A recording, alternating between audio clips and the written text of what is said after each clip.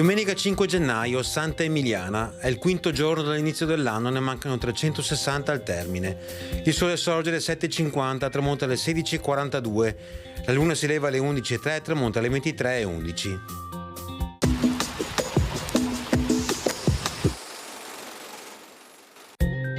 Alla veneranda età di 82 anni muore il doge Carlo Ruzzini dopo 30 mesi di carica. La sua tomba si trova nella cappella di Santa Teresa, nella chiesa degli Scalzi.